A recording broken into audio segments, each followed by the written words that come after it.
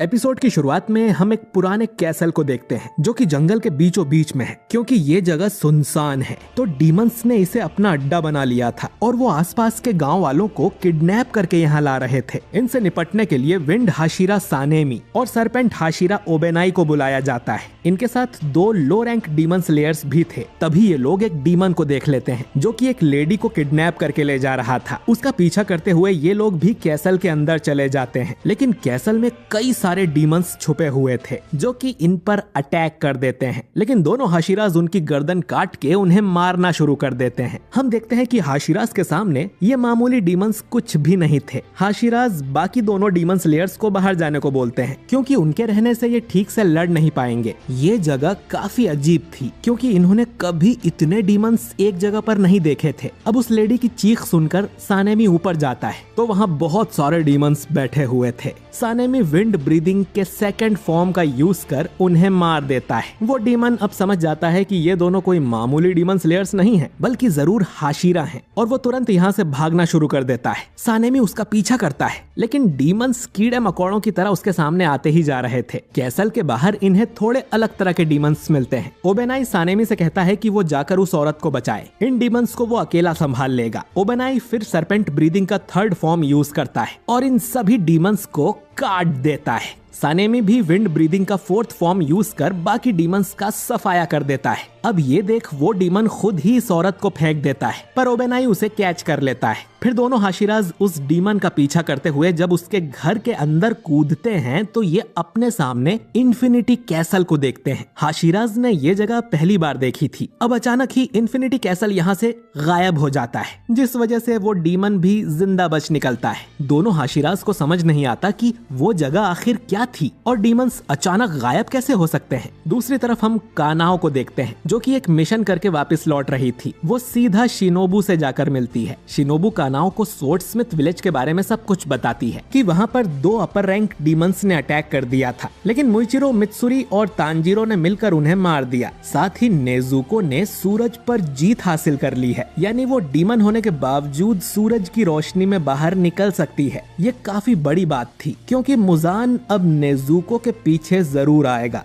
और इसी बात पर चर्चा करने के लिए अर्जेंट हाशिरा मीटिंग रखी गई है, जिसके लिए शिनोबू को उबुयाशी की मेंशन में जाना है। तांजीरो भी यहीं पर था, जिसे गोतो नाम के काकुशी से पता चलता है कि स्वर्डस्मिथ विलेज के लोग जल्दी से गांव छोड़कर दूसरी जगह जा रहे हैं क्योंकि इस गांव की लोकेशन डीमंस को पता चल गई है और वो फिर से वहां हमला कर सकते हैं। इस तरह की सिचुएशन के लिए पहले से ही कई सारे खाली गांव बना दिए गए थे ताकि स्वर्डस्मिथ विलेज के लोग जल्दी से वहां ट्रांसफर हो सके। तांजीरो 1 हफ्ते से बेहोश था, लेकिन जागने के बाद वो ठूस ठूस के खा रहा था क्योंकि मित्सुरी भी बहुत खाती है और वो उसकी तरह स्ट्रॉन्ग होना चाहता था। काकुशी बताता है कि मित्सुरी और मुइचिरो तो 3 दिन में ही ठीक हो गए थे। साथ ही नेजुको वाली खबर सुनकर सभी डीमन स्लेयर्स अलर्ट पर हैं। इधर हाशिरा मीटिंग में सानेमी और ओबेनाई सबसे आखिर में आते हैं। सानेमी को इस बात का गुस्सा आ रहा था कि उसका सामना अब तक किसी अपर रैंक डीमन से क्यों नहीं हुआ। स्टोन हाशिरा ग्योमी को खुशी थी कि मित्सुरी और मुइचिरो ने बिना अपनी जान गंवाए 2 अपर रैंक्स को मार दिया। ये लोग मास्टर कागाया के आने का वेट कर रहे थे, लेकिन तभी मीटिंग में मास्टर की पत्नी अमाने आ जाती है। वो इन सबको बताती है कि उनके मास्टर की तबीयत इतनी ज्यादा खराब हो गई है कि अब शायद ही वो कभी इनके सामने आ पाए। ये सुन सभी हाशिराज को बुरा लगता है और ग्योमी मास्टर की अच्छी हेल्थ के लिए प्रार्थना करता है। अमाने कहती है कि नेजुको ने सूरज पर जीत हासिल कर ली है। अब मुजान किबुत्सुजी जरूर नेजुको को लेने आएगा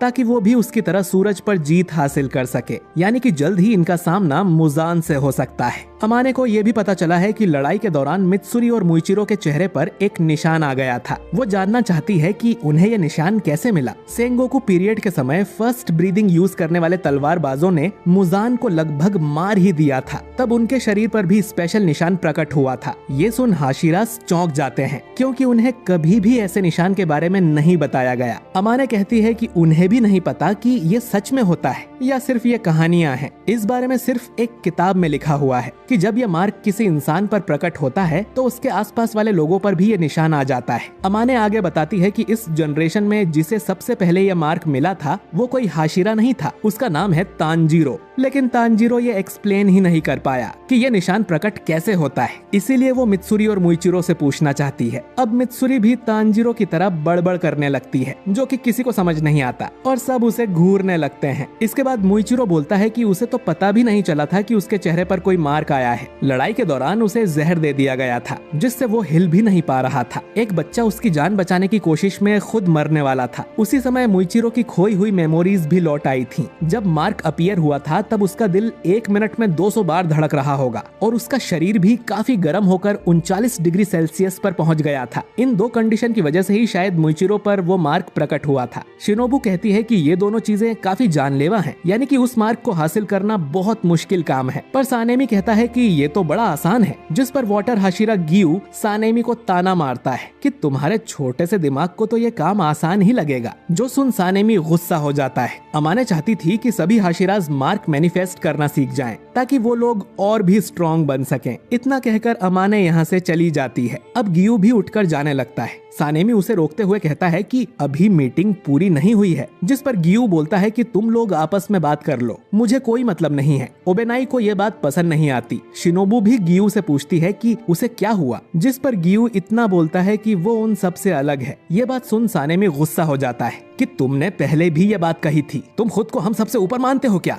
अब इन दोनों में झगड़ा होने ही वाला था कि गियोमी ताली बजाकर सबको शांत कर देता है और सबको वापस बैठने का ऑर्डर देता है। इधर बटरफ्लाई मेंशन में तांजीरो को पता चलता है कि नेजुको बाकी लड़कियों के साथ बाहर खेल रही है और वो उसे बात करना भी सिखा रही थी। बाहर हम जेनित्सु को देखते हैं, जो कि एक मिशन पूरा करके लौटा ही था। तीनों लड़कियां उसका स्वागत करती हैं और फिर नेजुको भी बाहर आकर जेनित्सु को वेलकम बैक कहती है। जेनित्सु ने पहली बार नेजुको को दिन में देखा था और उसकी आवाज सुनकर वो पूरा पागल ही हो जाता है और चिल्लाने लगता है। वो नेजुको के पास आकर कहता है कि तुम मेरे लिए बोलना सीख गई, ये तो कमाल है। जल्दी मुझसे शादी कर लो, मैं रोज तुम्हें सुशी खिलाऊंगा, चलो घर बसाते हैं। इसके बाद नेजुको कहती है कि वेलकम बैक इनोसुके, यानी कि उसे जेनित्सु का नाम तक नहीं पता था। ये सुन जेनित्सु बहुत ज्यादा गुस्सा हो जाता है और बोलता है कि वो सुअर का बच्चा कहाँ है, मैं उसे मार डालूंगा। हमें पता चलता है कि इनोसुके सुबह से ही नेजुको को अपना नाम रटवा रहा था। खैर, हेगेनेजुका यहाँ तांजीरो की तलवार लेकर आता है, जो कि बहुत ही कमाल लग रही थी। ये वही योरिची वाली तलवार है जो तांजीरो को मिली थी। उस पर रेंगोकू का सोर्ड गार्ड भी लगा हुआ था और तलवार पर स्ले लिखा हुआ था। हेगेनेजुका बताता है कि ये तलवार काफी हाई क्वालिटी स्टील की बनी है, इसे चलाने वाला जरूर बहुत ताकतवर रहा होगा। ये तलवार रैंकिंग सिस्टम से भी पुरानी है, क्योंकि अब तो हर हाशिरा की तलवार पर डिस्ट्रॉयर ऑफ डीमंस लिखा जाता है। तांजीरो पूछता है कि लड़ाई के समय तो तलवार पर ये नहीं लिखा हुआ था,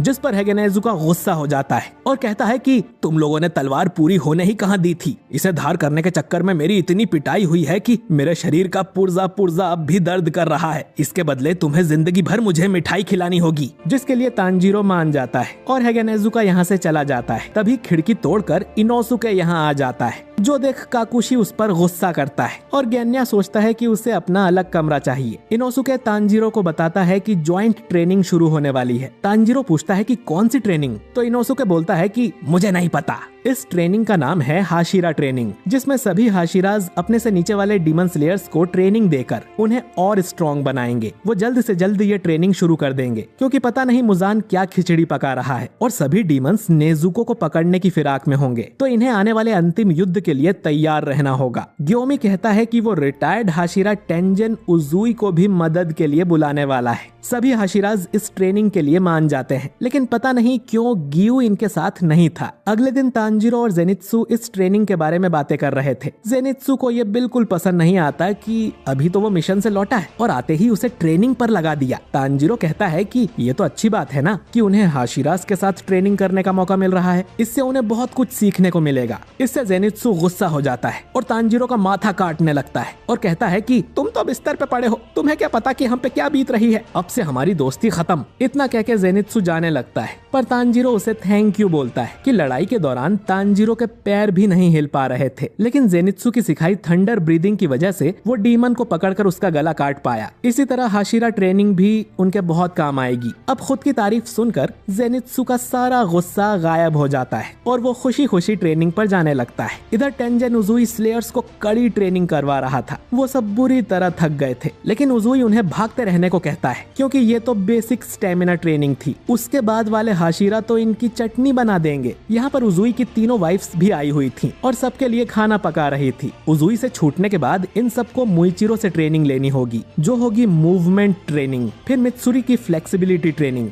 इसके बाद ओबानाई की तलवारबाजी ट्रेनिंग, फिर सानेमी की एंडलेस स्ट्राइकिंग ट्रेनिंग और आखिर में ग्योमी की मसल ट्रेनिंग। हाशिरा भी इस बहाने खुद को ट्रेन कर रहे थे ताकि अपने डीमन स्लेयर मार्क को मैनिफेस्ट कर सकें। शाम को तांजीरो के पास एक कासुगाई क्रो आता है और उसके सिर पर चोंच मार के उसे एक लेटर देता है। ये लेटर मास्टर कागाया ने भेजा था, जिसमें लिखा था कि सिर्फ गियू है जो हाशिरा ट्रेनिंग में हिस्सा नहीं ले रहा। दूसरी तरफ हम लेडी तमायो को देखते हैं, जिसकी विंडो पर एक कासुगाई क्रो आता है। तमायो को यकीन नहीं होता कि डीमन स्लेयर्स ने उसे कैसे खोज लिया, क्योंकि तमायो का घर तो हमेशा ही छुपा रहता है। ये क्रो मास्टर कागाया ने भेजा था, जो लेडी तमायो से कहता है कि उन्हें डरने की जरूरत नहीं है, वो उसकी मदद मांगने आया है। डीमन स्लेयर कॉर्प्स में भी एक लड़की है जिसे डीमंस की बॉडी की काफी जानकारी है। ये चाहते थे कि तमायो भी उसके साथ मिलकर नेजुको की जांच करे। मुजान किबुत्सुजी को हराने के लिए क्या तमायो उनके साथ मिलकर काम करेगी? वो उसे उबुयाशी की मेंशन में आने का इनविटेशन देने आया है। तमायो को ये सुनकर यकीन नहीं होता कि उसके जैसी एक डीमन को डीमन स्लेयर के हेडक्वार्टर्स में इनवाइट किया गया है। और तभी योशिरो भागते हुए यहाँ आता है और तमायो से कहता है कि उन्हें जल्दी से ये जगह बदल लेनी चाहिए, पर तमायो कहती है कि अब उसकी जरूरत नहीं है। नेजुको के सूरज पर जीत हासिल करने की वजह से कुछ बड़ा होने वाला है, शायद ये काफी पहले ही तय हो गया था। हम देखते हैं कि तमायो पहले योरिची से मिल चुकी है। तमायो योशिरो से कहती है कि वो जगह जरूर बदलेंगे क्योंकि वो अब डीमन स्लेयर्स के हेडक्वार्टर्स में जा रहे हैं। दूसरी तरफ तांजीरो को भी मास्टर कागाया का लेटर मिलता है, जिसमें लिखा था कि तांजीरो अब तुम कैसे हो? मेरी बदनसीबी है कि अब मैं हिल भी नहीं सकता। मैं चाहता हूँ कि तुम गियू से जाकर बात करो। वो हमेशा अकेला रहता है और हाशिरा ट्रेनिंग में हिस्सा भी नहीं ले रहा। मुझे उम्मीद है कि तुम उससे प्यार से बात करके उसे एक नई दिशा दिखाओगे। अगली सुबह तांजीरो गियू से मिलने जाने लगता है। उसे ओई मिलती है और तांजीरो उससे पूछता है कि अगर कोई इंसान हमेशा ही अकेला रहता है तो उसका मूड अच्छा कैसे किया जा सकता है। ओई कहती है कि उसे भी इस बारे में नहीं पता, लेकिन वो तांजीरो और गियू के खाने के लिए ओनिगिरी पैक कर देती है, जिसे खाकर तांजीरो अपना माइंड और बॉडी हेल्दी रख सके। तांजीरो अब गियू के मेंशन के सामने जाता है और चिल्लाने लगता है कि क्या वो अंदर है? मैं हूँ तांजीरो।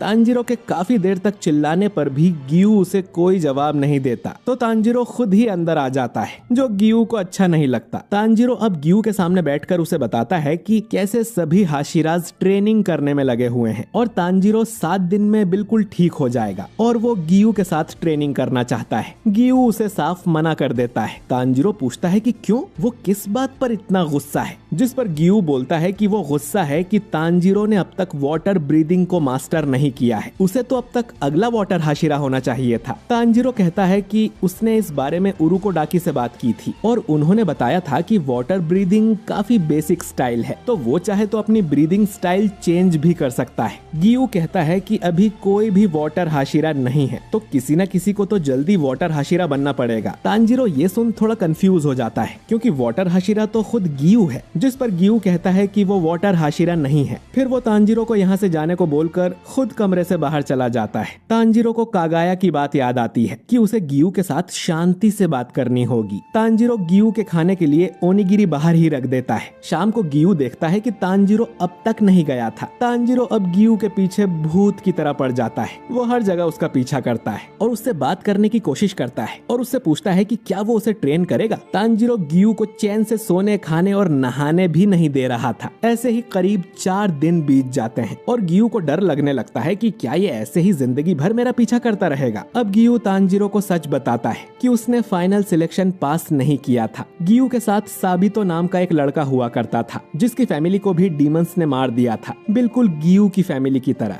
साबितो का नाम सुनकर तांजीरो चौंक जाता है। गियू आगे बताता है कि वो दोनों 13 साल के थे। वो उरुकोडाकी से यहाँ ट्रेनिंग के दौरान मिले थे और उनमें गहरी दोस्ती हो गई थी। साबितो एक नेक दिल लड़का था। इन दोनों ने साथ में फाइनल सिलेक्शन एग्जाम दिया था, लेकिन उस एग्जाम में सिर्फ एक ही इंसान मारा गया था, जो था साबितो। असल में साबितो ने अकेले ही माउंटेन के सारे डीमंस को मार दिया था। गियू तो पहले डीमन से लड़ते ही घायल हो गया था, तब भी साबितो ने ही गियू को बचाया था। फिर साबितो गियू को सेफ जगह छोड़कर एक दूसरे लड़के को बचाने चला गया। एग्जाम खत्म होने के बाद जब गियू को होश आया तो उसे पता चला कि जिंदा रहने की वजह से वो पास हो गया है, लेकिन साबितो को हैंड डीमन ने मार दिया था। गियू ने तो एक डीमन भी नहीं मारा था, तो वो खुद को पास कैसे मान सकता है। वो बाद में मास्टर कागाया से भी कहता है कि वो वाटर हाशिरा बनने के लायक नहीं है, वो तो बाकी हाशिरास के बराबर भी नहीं है, इसीलिए वो खुद को सबसे अलग मानता है। उसे नहीं लगता कि उसे डीमन स्लेयर कॉर्प्स में भी होना चाहिए। गियू आगे कहता है कि तांजिरो को किसी और हाशिरा के पास ट्रेनिंग के लिए जाना चाहिए और वो निशान कभी गियू के ऊपर नहीं आएगा। उसकी जगह अगर साबितो होता तो जरूर उस निशान को हासिल कर लेता। इतना कहकर गियू यहाँ से जाने लगता है। तांजिरो को अब गियू के लिए बुरा लगता है कि वो जरूर ये सोचता होगा कि काश साबितो की जगह वो खुद मर जाता। ये फीलिंग तांजिरो को भी अच्छे से पता है। तांजिरो अब साबितो और माकोमो को याद करता है कि मरने के बाद भी उन्होंने तांजिरो की मदद की थी।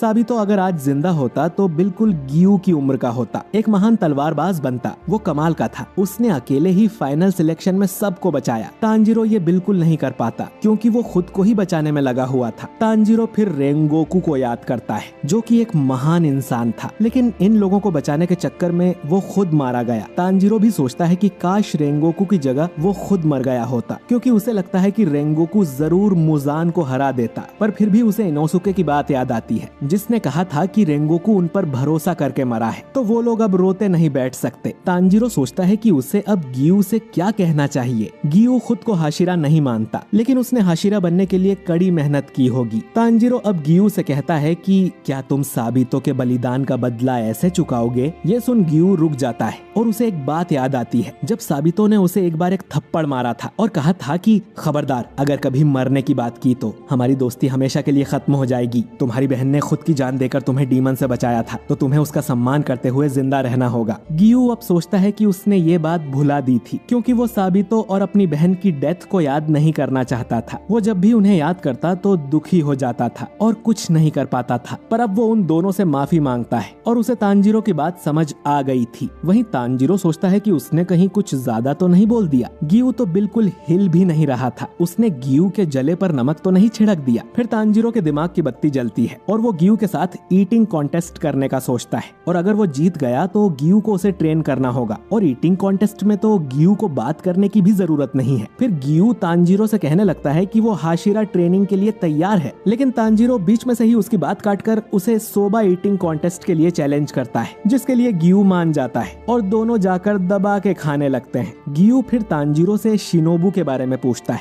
जिस पर तांजिरो कहता है कि शिनोबू की ट्रेनिंग के बारे में तो उसे भी कुछ नहीं पता। बटरफ्लाई मेंशन में हम शिनोबू को देखते हैं, जो कि गुस्से में अपने कमरे में जाकर बैठ जाती है और खुद को शांत करने की कोशिश करती है। तभी कानाओ यहाँ आती है और शिनोबू से कहती है कि वो सानेमी की ट्रेनिंग के लिए जा रही है। क्या उसके बाद शिनोबू उसे ट्रेनिंग दे सकती है? पर शिनोबू उससे कहती है कि वो हाशिरा ट्रेनिंग में हिस्सा नहीं ले रही है। फिर वो कानाओ को अपने पास बुलाती है, जो ये सुन उदास थी, क्योंकि वो शिनोबू के साथ ट्रेनिंग करना चाहती थी। शिनोबू को ये देख खुशी हो रही थी कि कानाओ अब अपने मन की बात खुलकर बोल पा रही थी, और लगता है कि अब समय आ गया है कि वो कानाओ को उस डीमन के बारे में बताए जिसने शिनोबू की बड़ी बहन को मारा था, और ये भी कि उस डीमन को मारने का तरीका क्या है। एपिसोड की शुरुआत में हम उजुई को देखते हैं, जो कि डीमन स्लेयर्स की स्टेमिना ट्रेनिंग करवा रहा था, जिसमें सबकी हालत खराब हो रही थी। लेकिन ये बेसिक फिटनेस ट्रेनिंग थी। जब तक ये लोग इस ट्रेनिंग को पास नहीं कर लेते, अगले हाशिरा की ट्रेनिंग में नहीं जा सकते। वहीं उजुई काफी स्ट्रिक्ट था। वो इनसे कहता है कि अगर तुम यहीं पर फेल हो गए तो मित्सुरी और सानेमी की ट्रेनिंग तो झेल ही नहीं पाओगे। स्लेयर्स को ये ट्रेनिंग नर्क के समान लग रही थी। पूरी तरह से ठीक होने पर तांजिरो भी इस ट्रेनिंग के लिए यहाँ आ जाता है। उजुई भी उसे देख काफी खुश होता है और तांजिरो की तारीफ भी करता है कि उसने एक और अपर रैंक डीमन को हरा दिया। उजुई अब तांजीरो को भी ट्रेनिंग पर लगा देता है, जिसमें तांजीरो को बहुत मजा आ रहा था। उजुई की तीनों पत्नियां सबके लिए खाना बना रही थी और वो भी तांजीरो को देखकर काफी खुश होती हैं। उजुई सभी स्लेयर्स से कहता है कि वो पेट भर के खाना खाएं, अच्छे से खाएंगे तो अच्छे से ट्रेनिंग कर सकेंगे, और जिसने भी खाना छोड़ा उसे एक्स्ट्रा ट्रेनिंग करनी पड़ेगी। इसके बाद 2 स्लेयर्स नाइट ड्यूटी पर पहरा देने जाते हैं। आजकल डीमंस दिखना काफी कम हो गए थे, शायद सभी डीमंस नेजुको की खोज में लगे हैं, ऐसा इन्हें लगता है, लेकिन असलियत तो सिर्फ डीमन ही जानते हैं। अचानक इनमें से एक स्लेयर कहीं गायब हो जाता है। ये देख दूसरा स्लेयर डर जाता है, पर वो स्लेयर इसके साथ मजाक कर रहा था। तभी इन दोनों को पास की गली में से कुछ आवाज आती है, पर ये उस पर ध्यान नहीं देते और आगे बढ़ते रहते हैं। तभी हम गली के अंदर से एक डीमन की आंख निकलते हुए देखते हैं, जो कि इन दोनों स्लेयर्स का पीछा करने लगती है। इस आंख पर नंबर 4 लिखा हुआ था। अगले दिन तांजीरो फिर से ट्रेनिंग में सबको पीछे छोड़ रहा था, जो देख बाकी स्लेयर्स हैरान थे। तांजीरो इन्हें कहानी सुनाता है कि कैसे उसने एक अपर रैंक को मारा था, लेकिन उसकी बड़बड़ किसी को भी समझ नहीं आती। उजुई अब सभी को एक बड़ा सा पहाड़ चढ़कर वापस उतरने को कहता है। यही आज की आखिरी ट्रेनिंग होगी, जो भी लेट आएगा उसे डिनर नहीं मिलेगा। उसकी तीनों वाइफ्स तांजीरो के पास आकर उससे कहती हैं कि उजुई बाहर से दिखने में जितने सख्त हैं, अंदर से उतने ही मुलायम हैं। जब तक सारे स्लेयर्स नहीं लौट आते, वो खुद भी डिनर नहीं करते हैं। एक दिन वो खुद पूरा पहाड़ चढ़ गए थे एक बचे हुए स्लेयर को लाने के लिए। उजुई आकर कहता है कि मास्टर ने उस पर भरोसा किया है, तो वो ऐसे ही इन स्लेयर्स को मरने थोड़ी देगा। तांजीरो भी अब पहाड़ चढ़ने लगता है और मन में सोचता है कि सभी हाशिराज अंदर से कितने साफ दिल होते हैं। हम तांजीरो और गियू का ईटिंग कॉन्टेस्ट देखते हैं, जिसमें दोनों ने ढेर सारी प्लेट्स साफ कर दी थी। तांजीरो ने शर्त रखी थी कि अगर वो जीता तो गियू को हाशिरा ट्रेनिंग में हिस्सा लेना पड़ेगा। गियू भी अब हाशिरा ट्रेनिंग ज्वाइन करना चाहता था, तो वो जानबूझकर कम खाना खाता है और तांजीरो को ये कॉन्टेस्ट जिता देता है। खैर, शाम को सानेमी और ओबानाई आपस में बात करते हैं कि वो लोग इन स्लेयर्स को ट्रेन तो कर रहे हैं, लेकिन अपर रैंक से लड़ाई में ये लोग किसी काम नहीं आने वाले। पर मास्टर की यही इच्छा थी, तो हम उसे पूरा करेंगे। दोनों को वो इन्फिनिटी कैसल वाली बात परेशान कर रही थी कि वो जगह आखिर थी क्या, और इतने सारे डीमंस अचानक कहाँ गायब हो गए थे। अगर वो डीमंस के छुपने की जगह है, तो इन्हें उसके बारे में पता कैसे नहीं है। सानेमी बताता है कि वो उसी जंगल में कई बार गया है, लेकिन उसे कुछ नहीं मिला। ओबानाई कहता है कि ठीक उसी टाइम से बाकी सब डीमंस भी दिखना बंद हो गए हैं। जाहिर है कि उन सब का टारगेट नेजुको है और जल्द ही कुछ बड़ा होने वाला है। सानेमी कहता है कि चाहे उसके सामने कुछ भी आ जाए, वो अकेला ही सबको खत्म कर देगा। ओबानाई कहता है कि डीमन स्लेयर कॉर्प्स के लिए ये एक अशुभ घड़ी है। हाशिरा ट्रेनिंग की वजह से उसका ध्यान भटकता रहता है, लेकिन अंदर से वो आने वाले खतरे के बारे में ही सोचता है। ये और कुछ नहीं बल्कि तूफान के आने से पहले वाली शांति है। इसके बाद ये दोनों एक दूसरे से लड़ने की बात करते हैं ताकि इनकी भी ट्रेनिंग हो जाए। इधर तांजीरो उजुई की वाइफ्स के साथ किचन में घुसा हुआ था। ये तीनों तांजीरो का शुक्रिया भी करती हैं एंटरटेनमेंट डिस्ट्रिक्ट में उनकी रक्षा करने के लिए, पर तांजीरो कहता है कि वो अकेला थोड़ी था। हिनात्सुरु कहती है कि तांजीरो, नेजुको, इनोसुके, जेनित्सु और उजुई, अगर इनमें से कोई एक भी कम होता तो शायद ये लोग अगली सुबह का सूरज नहीं देख पाते। ये किसी चमत्कार से कम नहीं है। उसे यकीन है कि उजुई अब भी लड़ना चाहते हैं। वो अक्सर ही नींद में बोलने लगते हैं और रिटायर होने के लिए खुद को दोषी ठहराते हैं। आखिर में ये तांजीरो से कहती है कि तुम मुजान किबुत्सुजी को जरूर हरा देना। खैर, उजुई अब स्लेयर्स से कहता है कि वो सभी आज स्पेशल ट्रेनिंग करेंगे, जिससे इन्हें असली लड़ाई का अनुभव होगा। इसके बाद वो सभी को पहाड़ी पर ले जाता है। अब तक अंधेरा हो गया था, क्योंकि डीमंस सिर्फ रात में आते हैं, तो इन्हें अंधेरे में लड़ना सीखना होगा। उजुई अब इनके लिए डीमन है, सबको उससे बचने की कोशिश करना है, और तांजीरो का काम होगा सभी को प्रोटेक्ट करते हुए उजुई को हराना। उजुई अब चुपके से इन पर अटैक करने लगता है और किसी को वो दिख भी नहीं रहा था। उजुई आखिर एक निंजा था, तो तांजीरो भी उसे सेंस नहीं कर पा रहा था। उजुई अब खुद इनके सामने आता है। एक स्लेयर डरते हुए कहता है कि ये नामुमकिन है, वो एक हाशिरा को नहीं हरा सकते। उजुई उस स्लेयर को मारते हुए उससे कहता है कि क्या तुम डीमन से भी यही कहोगे? तांजीरो अब सभी स्लेयर्स को इकट्ठा होने को बोलता है और खुद उजुई से लड़ने लगता है। सिर्फ एक हाथ होने के बाद भी उजुई काफी ताकतवर था। दोनों में लड़ाई होने लगती है और उजुई ये देख काफी खुश होता है कि तांजीरो पहले से ज्यादा स्ट्रॉन्ग हो गया था। अब ये देख बाकी स्लेयर्स को भी जोश आता है और वो भी उजुई पर हमला कर देते हैं। अब ये सब लोग मिलकर उजुई से लड़ रहे थे। ट्रेनिंग के बाद उजुई सभी को डांट लगाता है कि तुम लोग एक रिटायर हाशिरा से भी नहीं जीत पाए। सभी स्लेयर्स कहते हैं कि उन्हें यकीन है कि तांजीरो और हाशिरास मिलकर अपर रैंक्स और मुजान को मार देंगे और उनके इस काम में वो सब भी जितना हो सके अपना योगदान जरूर देंगे और उसके लिए वो कड़ी मेहनत करके स्ट्रॉन्ग बनेंगे। ये सुन उजुई काफी खुश होता है। करीब 10 दिन बाद तांजीरो इस स्टेमिना ट्रेनिंग को पास कर लेता है। उजुई उससे कहता है कि अब तुम अगली ट्रेनिंग पर जा सकते हो। हमने अपर रैंक को तो हरा दिया, लेकिन ये सब तभी खत्म होगा जब हम मुजान किबुत्सुजी को मार देंगे। और ये काम उजुई तांजीरो के भरोसे छोड़ता है। तांजीरो कहता है कि वो मुजान को जरूर हरा देगा। मतलब उजुई को अपने बाकी हाशिरा साथियों पर भरोसा ही नहीं है, पर ये कल का आया लौंडा जरूर मुजान को मार देगा। दोस्तों, यही होता है जब मन से सीन्स लिखे जाते हैं। खैर, तांजीरो अब इन सबको गुड बाय और थैंक यू बोलकर यहाँ से चला जाता है। अपने कासुगाई क्रो का पीछा करते हुए तांजीरो मुइचिरो के मेंशन में पहुँचता है और देखता है कि मुइचिरो तो और भी ज्यादा सख्ती से ट्रेनिंग दे रहा था। सारे स्लेयर्स जमीन पर पड़े हुए थे। एक स्लेयर मुइचिरो से बुरी तरह हार जाता है और मुइचिरो उससे कहता है कि अगर ये असली की लड़ाई होती तो तुम अब तक 3 बार मर गए होते। मुइचिरो अब सभी को खड़े होने को बोलता है और फिर से एक वार में ही सबको हरा देता है। वो कहता है कि चाहे तुम्हारे साथ वाला कोई मर भी जाए, तुम्हें रुकना नहीं है, क्योंकि अगर तुम रुके तो तुम भी मारे जाओगे। तभी मुइचिरो की नजर तांजीरो पर जाती है और वो उसे देखते ही काफी खुश हो जाता है और बोलता है कि वो तांजीरो का ही इंतजार कर रहा था। इसके बाद लंच ब्रेक हो जाता है,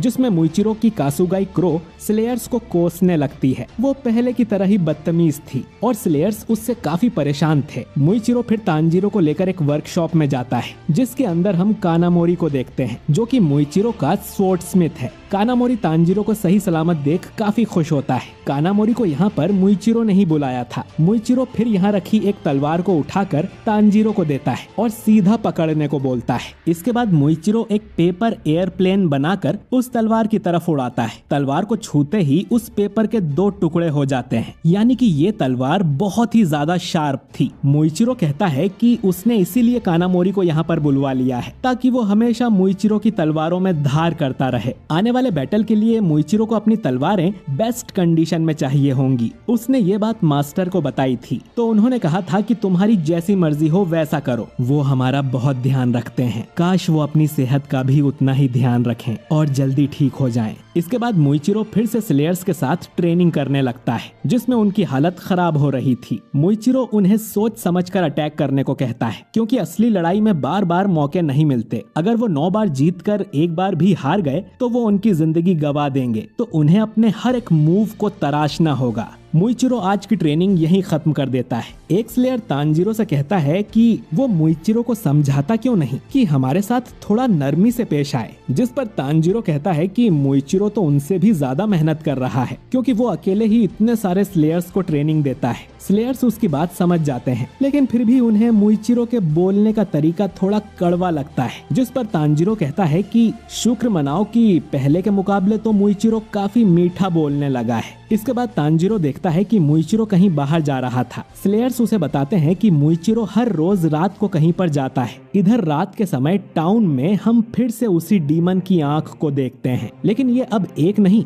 बल्कि 2 थी। फिर सीन जब गली के अंदर जाता है तो हम देख पाते हैं कि ये आंखें 1-2 नहीं बल्कि हजारों लाखों की तादाद में थीं। ये सभी नाकीमे नाम की डीमन के पास से निकल रही थी, जो कि इन्फिनिटी कैसल को कंट्रोल करती है। क्योंकि अब हांटेंगु मर चुका है तो नाकीमे अपर रैंक 4 की डीमन बन गई है। नाकीमे अपनी आंखों के जरिए मुइचिरो पर नजर रखे हुए थी। दूसरी तरफ हम सानेमी और ओबानाई को देखते हैं, जो कि आपस में लड़कर अपनी ट्रेनिंग कर रहे थे। सानेमी विंड ब्रीदिंग का 4th फॉर्म यूज करता है और ओबानाई 5th फॉर्म, पर ये दोनों एक दूसरे को बराबर की टक्कर दे रहे थे। तभी मुइचिरो भी यहाँ आ जाता है और कहता है कि वो भी इनकी ट्रेनिंग ज्वाइन करना चाहता है। सानेमी कहता है कि तुम रोज रात को यहाँ पर आते हो, तुम्हारी दिन वाली ट्रेनिंग ठीक से नहीं हो रही क्या? मुइचिरो कहता है कि दिन वाली ट्रेनिंग बाकी मेंबर्स के लिए काफी होगी, लेकिन मेरे लिए नहीं। सानेमी कहता है कि सही कहा, हमारे लिए तो यही असली हाशिरा ट्रेनिंग है। ओबानाई बोलता है कि ठीक है, तुम्हारे आने की खुशी में सानेमी और मैं साथ मिलकर तुमसे लड़ेंगे। मुइचिरो तैयार हो जाता है और मुस्कुराते हुए कहता है कि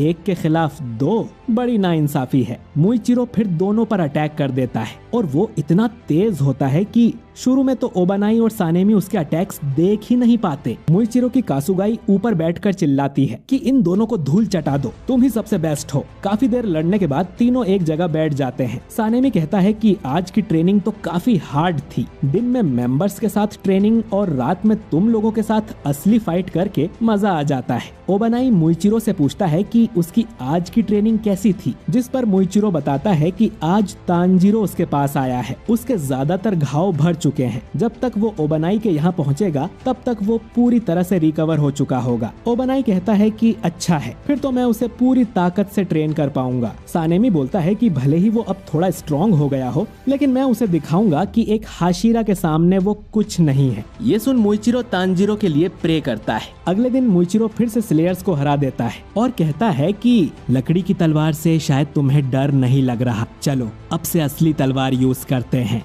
मुइचिरो अब स्लेयर्स को असली तलवार पकड़ा देता है और उससे लड़ने को बोलता है, लेकिन सामने वाला स्लेयर असली तलवार देखकर बुरी तरह से डर जाता है। वो जोर जोर से हाँफने लगता है और उसका शरीर भी कांप रहा था। आखिर में वो माफी मांगकर नीचे बैठ जाता है और अटैक ही नहीं करता। स्लेयर मुइचिरो से कहता है कि वो उसकी बराबरी कभी नहीं कर सकते। उन्हें पता है कि मुइचिरो रोज रात को कहीं जाता है और वापस आता है तो उसके शरीर पर काफी सारी चोटें होती हैं, जिन्हें वो सुबह सुबह पानी से साफ करता है। मुइचिरो कहता है कि तुम सब भी अपने हिसाब से अच्छा काम कर रहे हो, लेकिन उससे जीत हासिल नहीं होगी। मैं नहीं चाहता कि तुम लोग डीमंस के हाथों मारे जाओ, मैं चाहता हूँ कि तुम सब लंबी जिंदगी जियो। कुछ दिनों बाद तांजीरो की मुइचिरो से फाइट होती है। मुइचिरो उसे काफी कुछ सिखाता है और ये देख उसे काफी खुशी होती है कि तांजीरो पहले से काफी बेहतर और तेज हो गया था। मुइचिरो अब तांजीरो से कहता है कि तुमने सब सीख लिया है, तुम अगले हाशिरा की ट्रेनिंग पर जा सकते हो। ये सुन तांजीरो कहता है कि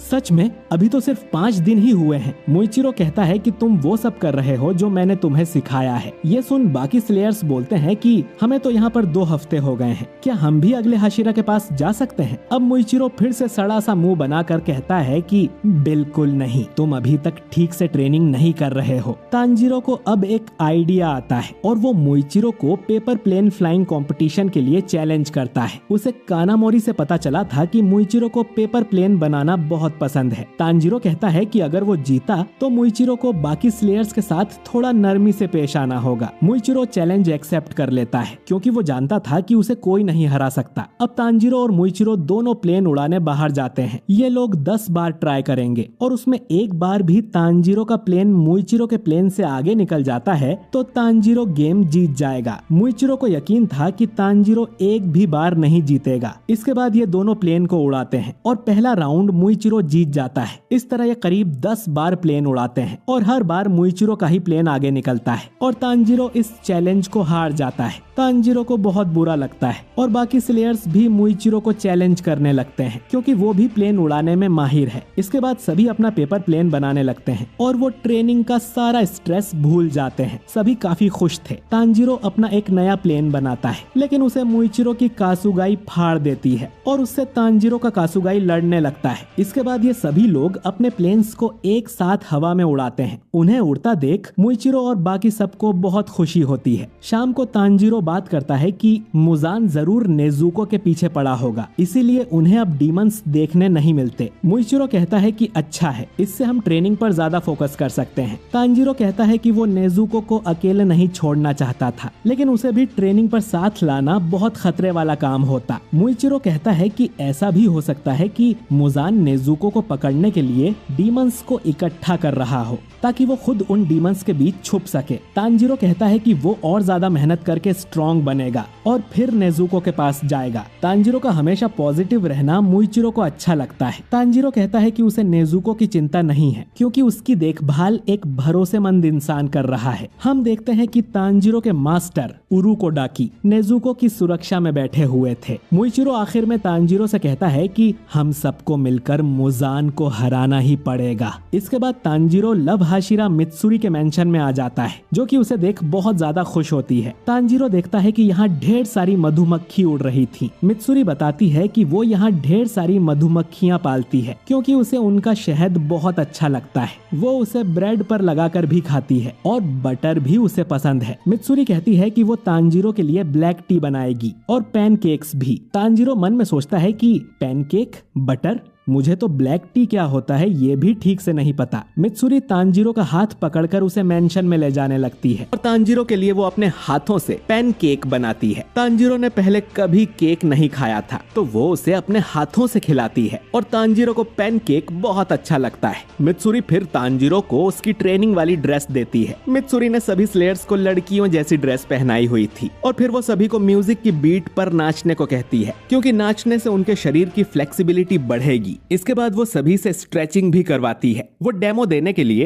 एक स्लेयर की टांगे पूरी तरह से खोल देती है जिससे उसे बहुत दर्द होता है। अब ये देख पहली बार तांजीरो को भी ट्रेनिंग से डर लगने लगता है। मित्सुरी फिर तांजीरो को भी अपने पास बुलाकर उसकी टांगे फैला देती है। मित्सुरी की ट्रेनिंग कंप्लीट करने के बाद तांजीरो ओबानाई के मेंशन में जाता है। तांजीरो यहाँ आकर भी बहुत एक्साइटेड था लेकिन ओबानाई उसे चुप करा देता है और बोलता है कि मित्सुरी ने तुम्हारे बारे में बताया था, लगता है उसकी ट्रेनिंग में तुमने कुछ ज्यादा ही एंजॉय किया है। हम देखते हैं कि मित्सुरी ओबानाई को लेटर्स लिखती रहती है जिसमें वो ओबानाई को बताती है कि आज ट्रेनिंग के बाद उसने तांजीरो के साथ चाय पी और तांजीरो जब भी कुछ मीठा खाता या पीता है तो बहुत क्यूट लगता है। ये पढ़कर ओबानाई को बहुत ज्यादा जलन होती है और इसीलिए वो तांजीरो पर थोड़ा गुस्सा है। वहीं तांजीरो को कुछ समझ नहीं आता कि ओबानाई उससे नफरत क्यों करता है। ओबानाई फिर तांजीरो को ट्रेनिंग रूम में ले जाता है। तांजीरो देखता है कि ओबानाई ने यहाँ ढेर सारे स्लेयर्स को बांधा हुआ था। वो तांजीरो से कहता है कि उसे इन लोगों को चोट पहुंचाए बिना तलवारबाजी करनी होगी। तांजीरो सोचता है कि ये रूम तो मौत का चैम्बर है। वो ओबानाई से पूछता है कि क्या इन बंधे हुए लोगों ने कुछ क्राइम किया है, जिस पर ओबानाई कहता है कि हाँ, इनका क्राइम है कमजोर होना, जल्दी नहीं सीखना, मेरा समय बर्बाद करना और मुझे परेशान करना। इसके बाद ओबानाई तांजीरो को दिखाता है कि उसे स्लेयर्स के बीच में बने टारगेट्स पर वार करना है। ओबानाई का निशाना इतनी स्पीड में भी बहुत पक्का था। इसके बाद तांजीरो की बारी थी। उसके पास लकड़ी की तलवार थी लेकिन चोट तो उससे भी बहुत लगेगी। सभी स्लेयर्स डरे हुए थे और प्रे कर रहे थे कि तांजीरो कहीं उन पर ही ना मार दे। तांजीरो अब धीरे धीरे टारगेट्स को हिट करने लगता है जो देख ओबानाई गुस्सा हो जाता है कि वो यहाँ ट्रेनिंग करने आया है कि मजाक। फिर ओबानाई तांजीरो से कहता है कि चलो मुझ पर अटैक करो। स्लेयर्स को ना लग जाए इस डर से तांजीरो काफी झिझक रहा था और ओबानाई उसे हरा देता है। ओबानाई तांजीरो को फिर से अटैक करने को बोलता है। इस तरह तांजीरो की ट्रेनिंग चलती रहती है। तांजीरो काफी स्लो था। वहीं ओबानाई की तलवार छोटी जगहों से भी आराम से निकल रही थी, जैसे उसकी तलवार मुड़ रही हो, बिल्कुल एक सांप की तरह। और तांजीरो जब भी स्लेयर्स के बीच में मारता था तो उसे उनकी अंदरूनी आवाज सुनाई दे रही थी जो कह रही थी कि हमें मत मारना। इससे तांजीरो का दिमाग और खराब हो रहा था। ओबानाई तांजीरो से कहता है कि झिझकना बंद करो कचरे के डिब्बे। तांजीरो के हाथ पहली बार इस तरह कांप रहे थे लेकिन उसे ट्रेनिंग तो करनी ही होगी। वो हिम्मत करके तलवार उठाता है तो वो पीछे वाले की छाती में मार देता है और उससे माफी मांगता है। शाम हो जाती है और सभी स्लेयर्स को छोड़ दिया गया था लेकिन तांजीरो अब भी उन टारगेट्स को हिट करते हुए ट्रेनिंग कर रहा था। वो नहीं चाहता था कि उसकी वजह से किसी और को परेशानी हो। अब तांजीरो को देखकर बाकी स्लेयर्स में भी जोश आ जाता है और वो लोग भी ट्रेनिंग करने लगते हैं। इसके बाद ये सभी गर्म पानी में डुबकी मारने जाते हैं और शरीर पर लगी चोटों की वजह से उनका पूरा शरीर दर्द करने लगता है। अगले दिन तांजीरो फिर से ओबानाई के साथ फाइट करता है लेकिन वो अब भी काफी स्लो था। तीसरे दिन भी उसे बहुत मार पड़ती है। चौथे दिन तांजीरो सिर्फ ओबानाई पर फोकस करने की सोचता है क्योंकि असली लड़ाई में अगर उसकी तलवार किसी पेड़ या पत्थर के बीच में फंस गई तो समझो खेल खत्म। इसीलिए ये ट्रेनिंग जरूरी है। अब तांजीरो सोचने लगता है कि वो लोग एक जंगल में हैं और सिर्फ ओबानाई पर फोकस करते हुए वो फाइट करता है। उसका निशान अब पहले से बेहतर हो गया था। आखिर में तांजीरो का एक अटैक ओबानाई को जा लगता है और उसकी यूनिफॉर्म थोड़ी सी फट जाती है। ये देख ओबानाई तांजीरो से कहता है कि उसकी ट्रेनिंग पूरी हुई। तांजीरो उसे गुड बाय बोलता है। ओबानाई गुस्से में कहता है कि भाड़ में जाओ कचरे के डिब्बे, और खबरदार अगर मित्सुरी से ज्यादा दोस्ती करने की कोशिश की तो। वहीं तांजीरो को समझ नहीं आता कि ये मुझ पे इतना गुस्सा क्यों है। तांजीरो अब सानेमी के मेंशन की तरफ जाने लगता है लेकिन रास्ते में अचानक ही जेनित्सु उसके सामने आ जाता है जिसे देख तांजीरो डर जाता है। जेनित्सु रोते हुए तांजीरो से कहता है कि मेरी मदद करो तांजीरो, यहाँ से भागने में मैं बड़ी मुश्किल से यहाँ तक पहुँचा हूँ। मैं छिपकली की तरह तरह दीवारों पर रेंगते हुए यहाँ तक आया हूँ। असल में जेनित्सु सानेमी की ट्रेनिंग से भागने की कोशिश कर रहा था। तांजीरो ने ट्रेनिंग लेट शुरू की थी, इसीलिए इनोसुके और जेनित्सु ट्रेनिंग में उससे आगे हैं। खैर, तभी सानेमी यहाँ आकर उसे पकड़ लेता है और कहता है कि या तो ट्रेनिंग पर वापस चलो या मेरे हाथों से मारे जाओ। जेनित्सु रोते हुए कहता है कि अरे थोड़ी रहम करो भाई। उसकी बड़बड़ से सानेमी गुस्सा हो जाता है और एक चॉप मारकर जेनित्सु को बेहोश कर देता है। सानेमी फिर तांजीरो से कहता है कि इसे उठाकर मेरे पीछे आओ। तांजीरो अब सानेमी को भी अच्छे से ग्रीट करता है और कहता है कि आज वो उसकी ट्रेनिंग ज्वाइन करेगा। सानेमी बोलता है कि ज्यादा होशियार मत बनो क्योंकि मैं तुम्हें पसंद नहीं करता हूँ। तांजीरो कहता है कि कोई बात नहीं, मैं भी तुम्हें पसंद नहीं करता। तुमने नेजुको को कई बार स्टैब किया था। इतना कहकर तांजीरो आगे बढ़ जाता है और उसकी इतनी हिम्मत देख सानेमी के माथे की नस फूल जाती है। इसके बाद सानेमी की ट्रेनिंग शुरू होती है जिसमें सभी स्लेयर्स को सानेमी के साथ फाइट करना होता है और वो उनकी अच्छे से धुलाई करता है। तांजीरो समझ जाता है कि जेनित्सु इतना डरा हुआ क्यों था। सानेमी बहुत ही बेरहम था और वो तब तक नहीं रुकता था जब तक सामने वाला खून की उल्टी ना कर दे या बेहोश ना हो जाए। तांजीरो सोचता है कि इससे अच्छा तो ओबनाई था, वो कम से कम इन्हें ब्रेक तो दिया करता था। जेनित्सु को होश आता है तो वो तांजीरो को इतने गुस्से से देखता है जैसे उसने जेनित्सु की बीवी भगा ली हो। सानेमी तांजीरो के साथ ज्यादा सख्त था। वो तांजीरो को पीटने का एक भी मौका नहीं छोड़ता था। वो पहले दिन में ही तांजीरो का पूरा चेहरा खराब कर देता है। ट्रेनिंग के बाद तांजीरो अपने कमरे की तरफ जाने लगता है। तभी उसे गेन्या की आवाज आती है। तांजीरो देखता है कि गेन्या अपने बड़े भाई सानेमी से बात करने की कोशिश कर रहा था, पर सानेमी बहुत गुस्से में उससे कहता है कि मुझे परेशान करना बंद करो, मेरा कोई भाई नहीं है। अगर तुम यहाँ से नहीं गए तो मैं तुम्हें मार दूंगा। गेन्या डर के अपना सिर झुका लेता है। तांजीरो सोचता है कि हम भाई बहनों में तो ऐसी लड़ाई नहीं होती थी। सानेमी गेन्या की इंसल्ट करते हुए कहता है कि तुम्हारे अंदर कोई टैलेंट नहीं है, तुम्हें डीमन स्लेयर कॉर्प्स को छोड़ देना चाहिए। जिसे कोई ब्रीदिंग टेक्निक भी नहीं आती हो उसे खुद को तलवारबाज कहने का कोई हक नहीं है। इतना कहकर सानेमी यहाँ से जाने लगता है। गेन्या कहता है कि उसे बहुत समय से सानेमी से माफी मांगनी है, पर सानेमी कहता है कि उसे फर्क नहीं पड़ता। गेन्या आगे कहता है कि वो बड़ी मेहनत कर यहाँ तक पहुँचा है, बल्कि उसने एक डीमन को भी खाया था। अब ये सुन सानेमी रुक जाता है और गुस्से में आग बबूला होते हुए पूछता है कि क्या कहा तुमने, एक डीमन खाया है?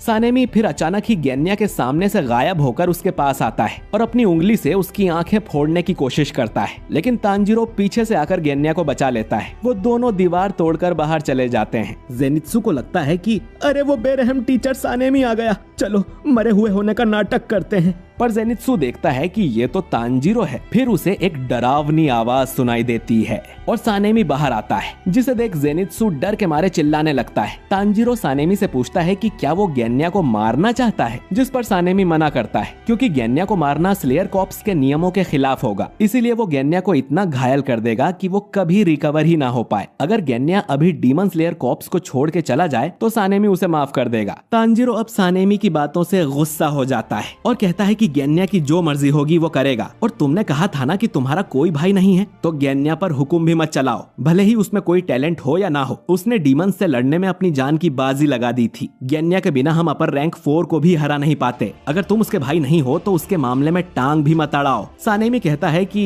अगर ऐसा है तो मैं पहले तुम्हारी हड्डियां तोड़ूंगा। सानेमी अब पलक झपकते ही तांजीरो के पास आता है और उसके पेट में जोरदार मुक्का मारता है, पर सानेमी ये देख हैरान हो जाता है कि तांजीरो ने उसका मुक्का अपने हाथ से रोक लिया था। तांजीरो फिर सानेमी की गर्दन पर लात मारता है, जो देख सब शॉक हो जाते हैं और सानेमी नीचे बैठ जाता है। तांजीरो जेनित्सु से कहता है कि गेन्या को लेकर यहाँ से भाग जाओ। जेनित्सु कहता है कि ए पागल है क्या, मेरा नाम मत लो। सानेमी अब घूमकर तांजीरो को लात मारता है, जिससे तांजीरो का कान कट जाता है। सानेमी कहता है कि तुम्हारी हिम्मत की दाद देनी पड़ेगी, लेकिन अब मैं तुम्हें जरूर मार दूंगा। गेन्या सानेमी से बोलता है कि तांजीरो को छोड़ दो, उसका इसमें कोई लेना देना नहीं है। तभी जेनित्सु गेन्या को लेकर यहाँ से भागने लगता है और कहता है कि बड़ों की लड़ाई में हमारा क्या काम है, और वो खुल्ला सांड तुम्हारा बड़ा भाई है क्या, मुझे तुम पर तरस आता है। ये सुन गेन्या जेनित्सु को मुक्का मार देता है और कहता है कि मेरे भाई की बेइज्जती मत करो। इधर सानेमी तांजीरो की धुलाई करने लगता है। आखिर में बाकी स्लेयर आकर उन दोनों को अलग करते हैं। तांजीरो को अपने कासुगाई क्रो से काफी डांट पड़ती है। न सिर्फ उसकी सानेमी के साथ ट्रेनिंग रद्द कर दी जाती है, बल्कि तांजीरो का अब सानेमी से बात करना भी अलाउड नहीं था। पर तांजीरो को इस बात का दुख था कि उसने सानेमी और गेन्या के रिश्ते को शायद और ज्यादा बिगाड़ दिया है। इसके बाद तांजीरो और जेनित्सु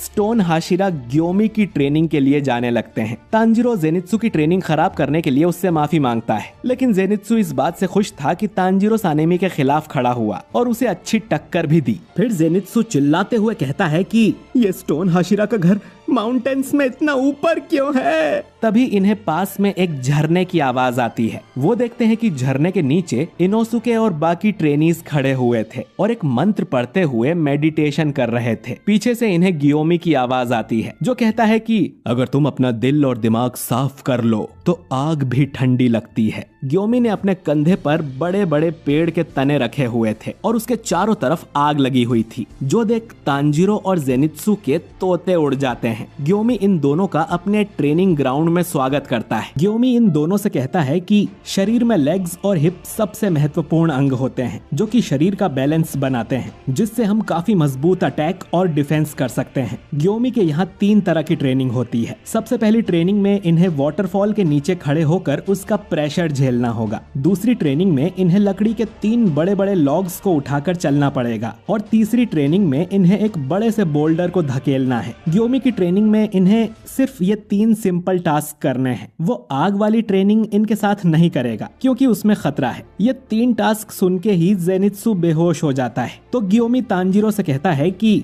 उसे नदी में डाल दो। तांजीरो ऐसा ही करता है और जेनित्सु तुरंत चिल्लाते हुए जाग जाता है। असल में विंटर का मौसम था, इसीलिए नदी का पानी भी बहुत ज्यादा ठंडा था। जेनित्सु तुरंत नदी से बाहर निकल जाता है, लेकिन पानी से बाहर आने पर भी उसे जोर की ठंड लग रही थी। जेनित्सु को लगता है कि इतनी ठंड से तो वो मारा जाएगा। तभी जेनित्सु देखता है कि उसके पीछे बाकी स्लेयर्स पत्थरों पर लेटे हुए थे। इनमें मुराता भी था, जिसे हमने सीजन 1 में देखा था। मुराता जेनित्सु से कहता है कि पत्थरों पे लेट जाओ, वो गर्म है। ये सुनते ही जेनित्सु बिजली की तेजी से एक पत्थर पे जाके लेट जाता है। पत्थर पर लेटने से जेनित्सु को बहुत अच्छा लगता है, जैसे वो अपनी माँ की गोद में लेटा हो, और उसके आंसू निकल जाते हैं। तांजीरो वाटरफॉल की तरफ जाने लगता है और उसे भी पानी काफी ठंडा लग रहा था। तांजीरो देखता है कि इनोसुके अब भी झरने के नीचे खड़ा था। उसे देख तांजीरो को थोड़ा मोटिवेशन आता है। फिर वो नोटिस करता है कि इनोसुके ने मंत्र का जाप करना बंद कर दिया है। तांजीरो को लगता है कि इनोसुके खड़े खड़े ही मर गया। वो तुरंत उसे नदी से बाहर लाता है और सीपीआर देके उसे होश में लाने की कोशिश करता है। इनोसुके होश में आकर तांजीरो का नाम मांजीरो बुलाता है। इसके बाद तांजीरो झरने के नीचे खड़ा होने जाता है, जो कि बहुत मुश्किल था। मुराता तांजीरो से कहता है कि वो नेम्बुत्सु मंत्र का जाप करता रहे, इससे उसे फोकस करने में आसानी होगी और लोगों को पता चलता रहेगा कि वो होश में है। तांजीरो अब ऐसा ही करता है और बार बार मंत्र पढ़ने लगता है। कुछ देर में तांजीरो भी गर्म पत्थर पे जाके लेट जाता है और कहता है कि झरने का पानी उसे सुई की तरह चुभ रहा है। इतनी ऊंचाई से गिरने की वजह से पानी भी उसे बहुत भारी लग रहा था, जैसे उसकी गर्दन ही टूट जाएगी।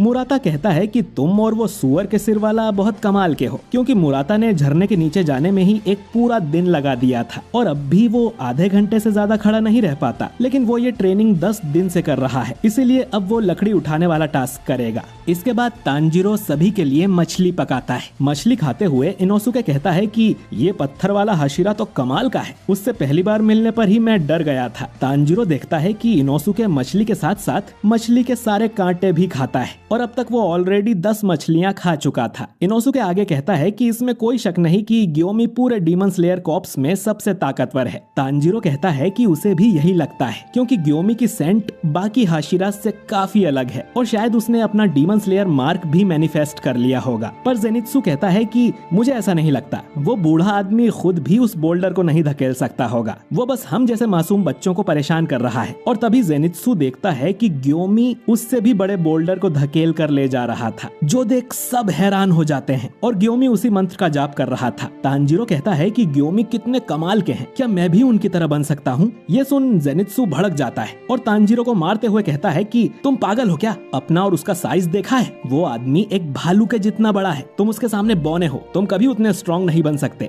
खाना खत्म करके इनोसुके कहता है कि वो जल्द ही ट्रेनिंग कंप्लीट कर लेगा। उसे भी इतना पॉजिटिव देख जेनित्सु का दिमाग और खराब हो जाता है। इसके बाद तांजीरो और जेनित्सु दोनों ही झरने के नीचे खड़े होते हैं और कुछ ही देर में जेनित्सु पानी में डूबकर बहने लगता है और तांजीरो जल्दी से उसे बचाता है। वो दोनों फिर से झरने के नीचे खड़े होकर पहली ट्रेनिंग कंप्लीट कर लेते देते हैं। इसके बाद तांजीरो लकड़ी के लॉग्स उठाने जाता है और थोड़ी मेहनत के बाद वो इस ट्रेनिंग को भी पूरा कर लेता है। वहीं दूसरी तरफ अपर रैंक 4 नाकीमे की आंखें स्लेयर्स का पीछा करने में लगी हुई थी। नाकीमे बताती है कि उसने अब तक 60% डीमन स्लेयर्स को खोज लिया है, लेकिन अब तक उसे नेजुको का पता नहीं चला। नाकीमे के ठीक सामने डीमंस का राजा मुजान बैठा हुआ था, जो कि नाकीमे की प्रोग्रेस से काफी खुश था। वो उसे कुछ नए एरिया में भी छानबीन करने को कहता है और नाकीमे वैसा ही करने लगती है। वो दूसरे एरिया के डीमन स्लेयर्स का पीछा करने लगती है। मुजान कहता है कि वो जल्द ही नेजुको और कागाया उबुयाशिकी को ढूंढ लेगा। अगले दिन तांजीरो उस बोल्डर को धकेलने की कोशिश करता है, पर वो उसे हिला तक नहीं पाता और उसकी चप्पल अलग टूट जाती है। तांजीरो फिर देखता है कि 3 स्लेयर यहाँ से जा रहे थे। वो बताते हैं कि ये ट्रेनिंग उनके लिए कुछ ज्यादा ही हार्ड है, इसीलिए वो इसे बीच में ही छोड़कर जा रहे हैं, लेकिन वो तांजीरो को बैकअप सपोर्ट जरूर देंगे। ये सुन तांजीरो उनका शुक्रिया करता है, क्योंकि अगर ये लोग तांजीरो को पीछे से सपोर्ट करेंगे तो वो अपना सारा ध्यान डीमन से लड़ने में लगा सकता है। मुजान की गर्दन काटने के लिए पूरी डीमन स्लेयर कॉर्प्स को साथ मिलकर लड़ना होगा। तांजीरो इसके बाद फिर से बोल्डर को धकेलने में लग जाता है। लंच में तांजीरो सबके लिए ओनिगिरी बनाता है, जो कि बाकी स्लेयर्स को बहुत पसंद आती है। मुराता कहता है कि ये ट्रेनिंग करने से उसे समझ आ गया है कि हाशिरास के पास कोई साइड किक क्यों नहीं है जो कि हाशिरा के बाद उनकी जगह ले सके। हाशिरास की ट्रेनिंग ही इतनी हार्ड होती है कि कोई उनके पास नहीं टिक पाता। जैसे जेनित्सु को ही देख लो, ट्रेनिंग की वजह से बेचारे की हालत खराब हो गई है। हाशिरास सच में कमाल के होते हैं और उनकी ट्रेनिंग अलग ही लेवल की होती है। इसके बाद सभी तांजीरो के खाने की तारीफ करने लगते हैं, जिस पर तांजीरो बताता है कि आखिर वो एक कोयले बेचने वाले का बेटा है। अच्छा खाना पकाने के लिए आग को कंट्रोल करना पड़ता है। इसके बाद वो सभी को ग्रिल्ड ओनिगिरीज खिलाता है, जिसे खाकर सबको अपने घर की याद आ जाती है, जैसे वो अपनी माँ के हाथों से बना खाना खा रहे हों। ये सब सुन तांजीरो को भी अपने परिवार की याद आने लगती है। करीब 6 दिन बीत जाते हैं, लेकिन तांजीरो अब भी उस बोल्डर को नहीं हिला पाया था। वो जमीन पर लेटकर सोचने लगता है कि वो क्या गलत कर रहा है। डीमंस कभी भी हमला कर सकते हैं, तो उसे जल्दी ट्रेनिंग पूरी करनी होगी। तभी गैन्या यहाँ आता है और तांजीरो से कहता है कि तुम्हारे माथे का निशान तो और भी ज्यादा गहरा हो गया है। तांजीरो उसे देख चौंक जाता है और पूछता है कि वो कैसा है। गैन्या बताता है कि वो भी ग्योमी के यहाँ ट्रेनिंग कर रहा था। उसे सानेमी से बात करने से मना किया गया था, लेकिन फिर भी गैन्या उससे बात करने पहुंच गया और फिर तांजीरो की सानेमी से लड़ाई हो गई। इसके लिए गैन्या को भी ग्योमी से काफी डांट पड़ी है। खैर, गैन्या उसे प्रोटेक्ट करने के लिए तांजीरो का शुक्रिया करता है। तांजीरो पूछता है कि उसके सिर का निशान सच में गहरा हो गया क्या? मुझे तो किसी ने बताया ही नहीं। गैन्या बोलता है कि जिन बुद्धुओं के साथ तुम रहते हो वो इस चीज को कहां से नोटिस करेंगे। मैं तुम्हें बाद में अपना आईना दे दूंगा, उसमें देख लेना। गैन्या आगे बताता है कि वो भी बोल्डर वाली ट्रेनिंग ही कर रहा है और वो इसे थोड़ा हिलाने में कामयाब भी हो गया है। ये सुनकर तांजीरो चौंक जाता है। गैन्या फिर तांजीरो से पूछता है कि वो रेपिटेटिव एक्शन वाली टेक्निक कर रहा है या नहीं, पर तांजीरो को इस बारे में कुछ नहीं पता था। गैन्या कहता है कि ग्योमी इतना अच्छा टीचर नहीं है, तुम्हें उसे ध्यान से देखकर ही सब कुछ सीखना पड़ता है। गैन्या बताता है कि हाई कंसंट्रेशन पर पहुंचने के लिए इन्हें कुछ एक्शंस को बार बार रिपीट करना पड़ता है। जैसे गैन्या हमेशा नेम्बुत्सु मंत्र पढ़ता है। तांजीरो हंसते हुए कहता है कि ग्योमी भी हमेशा नामू नामू करते रहते हैं। वहीं ग्योमी पेड़ के पीछे छुपकर इन्हें देख रहा था। गैन्या अब यहाँ से चला जाता है और तांजीरो फिर से बोल्डर धकेलने की कोशिश करता है। रेपिटेटिव एक्शन करने से शरीर के सारे सेंसेस खुल जाते हैं। गैन्या को ब्रीदिंग टेक्निक्स नहीं आती, लेकिन रेपिटेटिव एक्शन करने से वो भी इस बोल्डर को हिला सकता है। इस टेक्निक को एक्टिव करने के लिए गैन्या और ग्योमी एक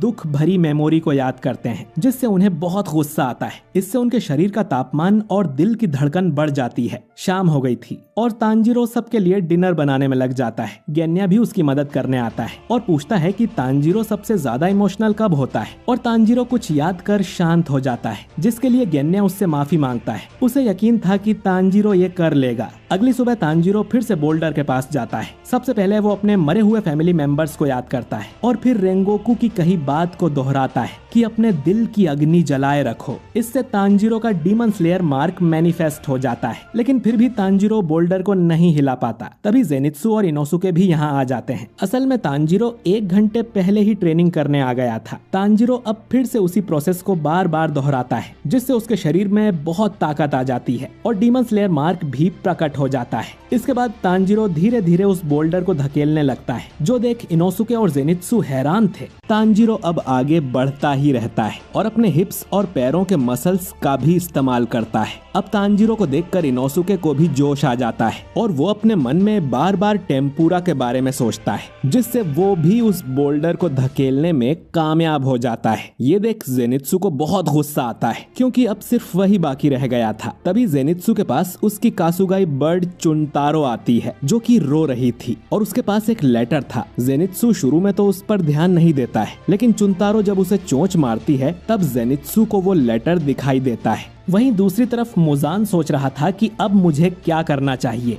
तुम दिखते कैसे हो उबुयाशिकी, और तुम्हारा प्लान क्या है? इधर तांजीरो उस बोल्डर को करीब 100 मीटर तक धकेलकर अपनी ट्रेनिंग कंप्लीट कर लेता है। तांजीरो बुरी तरह से थक गया था, वो वहीं पर लेट जाता है और उसे बहुत प्यास भी लगी थी। वो पूरी तरह से डिहाइड्रेट हो गया था, क्योंकि उसका ढेर सारा पसीना बह गया था। तांजीरो को लगता है कि वो यहीं मर जाएगा, तो वो आखिरी बार अपने दोस्तों को याद करने लगता है और उनसे मदद मांगता है। अचानक ही ग्योमी यहाँ आ जाता है और तांजीरो के मुंह पर पानी डालकर उसकी प्यास बुझाता है। ग्योमी तांजीरो को ट्रेनिंग पूरी करने पर बधाई देता है और स्वॉर्डस्मिथ विलेज में किए कारनामों पर उसकी तारीफ भी करता है। तांजीरो उसकी बात सुनकर थोड़ा कंफ्यूज हो जाता है। ग्योमी आगे बताता है कि तांजीरो ने अपनी डीमन बहन की जगह गाँव वालों की जान को ज्यादा प्राथमिकता दी और इस अच्छे काम के लिए उसे खुद पर गर्व होना चाहिए। वो एक काफी महान तलवारबाज है। तांजीरो कहता है कि आप गलत हैं, वो फैसला असल में नेजुको का ही था। मैं तो कुछ डिसाइड ही नहीं कर पा रहा था जिसमें गांव वाले मारे जाते, तो मैं आपकी इस तारीफ का हकदार नहीं हूँ। अब ये सुन ग्योमी सोच में पड़ जाता है। उसका मानना है कि बच्चे मासूम और कमजोर ही नहीं होते, बल्कि झूठे और खुदगर्ज भी होते हैं। लेकिन उसे तांजीरो में ये सब नजर नहीं आता। तांजीरो कहता है कि वो हमेशा अच्छाई के रास्ते पर चलना चाहता है, पर वो नहीं जानता कि आगे क्या होगा। पर कोई ना कोई हमेशा उसकी मदद करता है सही राह दिखाने में, इसीलिए उसने अब तक कोई गलती नहीं की है। तांजीरो ग्योमी की रिस्पेक्ट के लायक नहीं है। तांजीरो ग्योमी को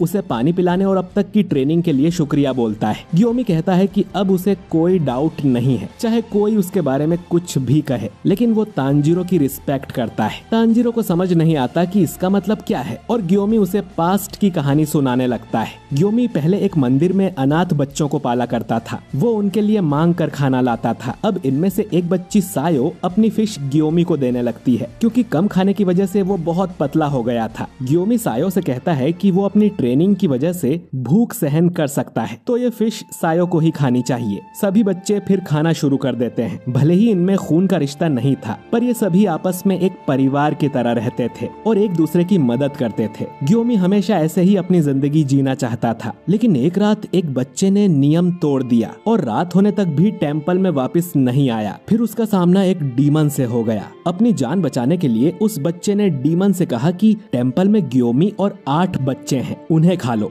डीमन से सुरक्षा के लिए ग्योमी हर रात विस्टेरिया फूल से बनी अगरबत्ती जलाकर बाहर रखता था, लेकिन उस बच्चे ने सारी अगरबत्तियां बुझा दी और उस डीमन को टेम्पल के अंदर आने का न्योता दिया। टेम्पल में एंटर करते ही वो डीमन 4 बच्चों को मार देता है। आवाज सुनकर ग्योमी की नींद खुलती है और वो बाकी 4 बच्चों को बचाने की कोशिश करता है, पर उनमें से 3 बच्चे ग्योमी की बात नहीं सुनते हैं और वहाँ से भागने की कोशिश करते हैं और वो भी डीमन के हाथों मारे जाते हैं। उस टाइम खाने की कमी से ग्योमी बहुत दुबला पतला हुआ करता था। उसकी आवाज भी बहुत कमजोर थी और आखिरकार वो एक अंधा भी था। तो बच्चों को लगा ही नहीं कि ग्योमी उनकी सुरक्षा कर पाएगा और तांजीरो को अब जाके पता चलता है कि ग्योमी अंधा है। सिर्फ एक बच्ची थी जिसने ग्योमी की बात सुनी थी, सायो। सायो अकेली ग्योमी के पीछे छुपी रही। अब ग्योमी सायो को किसी भी कीमत पर बचाना चाहता था। उसने डीमन से लड़ने का फैसला किया। उसने डीमन के दोनों हाथ पकड़कर उन्हें उखाड़ दिया और फिर वो डीमन के मुंह पर ढेर सारे मुक्के मारने लगता है। ग्योमी को मारपीट से नफरत है। ये पहली बार था जब ग्योमी ने अपनी पूरी ताकत से किसी को मुक्का मारा था और अपनी ताकत देखकर तो खुद ग्योमी भी डर गया था। अगर उस दिन डीमन का अटैक नहीं होता तो ग्योमी को भी कभी पता ही नहीं चलता कि वो कितना ज्यादा स्ट्रॉन्ग है। ग्योमी सुबह होने तक उस डीमन के सिर को मारता ही रहा। इस लड़ाई में ग्योमी भी बहुत घायल हो गया था। उसने सायो को बचाने के लिए अपनी जान जोखिम में डाल दी थी। लेकिन जब लोग यहाँ मदद के लिए पहुँचे तब पता है सायो ने ग्योमी के बारे में क्या कहा था?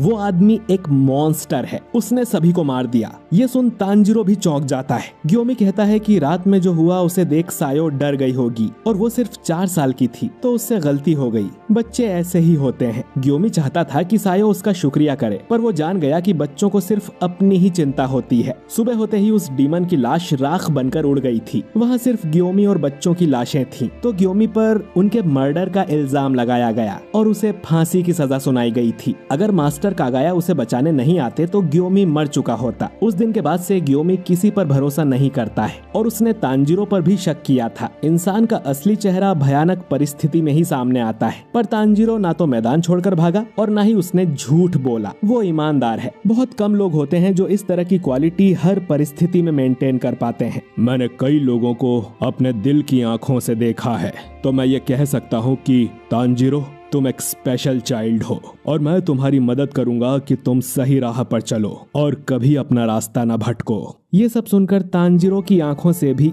आंसू आ जाते हैं। वो ग्योमी का शुक्रिया करता है और उससे कहता है कि वो अपनी पूरी कोशिश करेगा। ग्योमी अब तांजिरो के सिर पर हाथ फेरने लगता है, ठीक जैसे वो सायो के सिर पर हाथ रखता था, और कहता है कि तांजिरो की उसके साथ ट्रेनिंग अब पूरी हो गई है। इसके बाद खाना खाते समय गेन्या तांजिरो और इनोसुके को बताता है कि इतना सब होने के बाद भी ग्योमी एक अच्छे इंसान है, क्योंकि गेन्या में कोई टैलेंट नहीं है, इसीलिए ग्योमी ने उसे अपना साइड किक नहीं बनाया। लेकिन ये जानने के बाद भी कि गेन्या ने एक डीमन खाया है, ग्योमी ने उसे अपना स्टूडेंट बना लिया। ग्योमी गेन्या को शिनोबू के पास भी लेकर गया था उसके शरीर की जांच करवाने के लिए। शिनोबू ने गेन्या को बहुत लेक्चर दिया था कि उसने क्या सोचकर डीमन खाया। इनोसुके अब जेनित्सु की भी फिश उठाकर खाने लगता है क्योंकि वो यहाँ पर नहीं था, पर तांजिरो उसे समझाता है कि जेनित्सु को बाद में भूख लगेगी और इनोसुके फिश वापस रख देता है और कहता है कि तुम्हें हमेशा दूसरों की पड़ी रहती है। गेन्या तांजिरो से कहता है कि तुम बहुत जिद्दी हो, तो शिनोबू तुम्हें भी लेक्चर देती होगी। तांजिरो कहता है कि ऐसा नहीं है और शिनोबू बस उनकी हेल्थ की चिंता करती है। तांजिरो कहता है कि खाना खाने के बाद वो गियू की ट्रेनिंग के लिए उसके पास जाने वाला है। वो गेन्या को भी साथ चलने को बोलता है, पर गेन्या कहता है कि वो चाह कर भी नहीं चल सकता क्योंकि उसने अब तक बोल्डर को 109 मीटर यानी 1 चो तक नहीं धकेला है, क्योंकि वो ब्रीदिंग टेक्निक यूज नहीं कर सकता। अब इस बात पर इनोसुके गेन्या का मजाक उड़ाने लगता है और दोनों में लड़ाई हो जाती है। इनोसुके को रोकने के लिए तांजिरो उसके ऊपर बैठ जाता है। तांजिरो कहता है कि जाने से पहले वो गेन्या से उसके भाई विंड हाशिरा सानेमी के बारे में कुछ बात करना चाहता है। तांजिरो इसके बाद जेनित्सु से मिलने जाता है और उससे पूछता है कि उसने अपना बोल्डर धकेला या नहीं, जिस पर जेनित्सु काफी शांत स्वभाव में मना करता है। तांजिरो कहता है कि वो अगली ट्रेनिंग के लिए गियू के पास जा रहा है, लेकिन उसे जेनित्सु की चिंता हो रही है क्योंकि कुछ टाइम से जेनित्सु काफी शांत है। जेनित्सु उसे जाने के लिए गुड लक बोलता है और कहता है कि मुझे पता चल गया है कि मुझे क्या करना होगा। तांजिरो को अब जेनित्सु की चिंता होती है और वो पूछता है कि क्या वो उसकी कोई मदद कर सकता है, पर जेनित्सु कहता है कि तांजिरो तुम बस अपना काम करो। आखिर में जेनित्सु कहता है कि तुम एक अच्छे लड़के हो तांजिरो,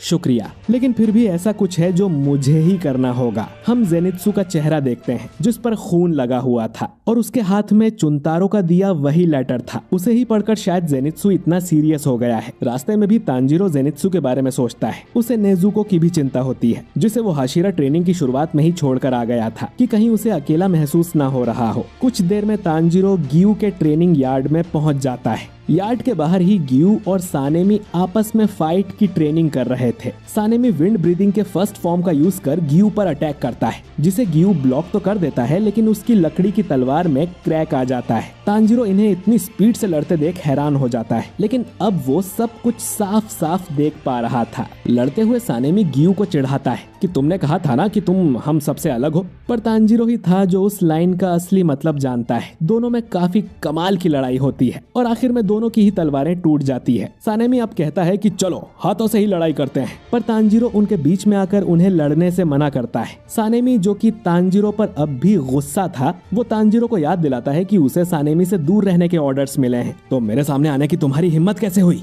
तांजीरो पूछता है कि तुम दोनों ओहागी मिठाई के लिए लड़ रहे हो क्या? मैं तुम्हारे लिए बना दूंगा। सानेमी गुस्से में पूछता है कि तुम मजाक कर रहे हो ना?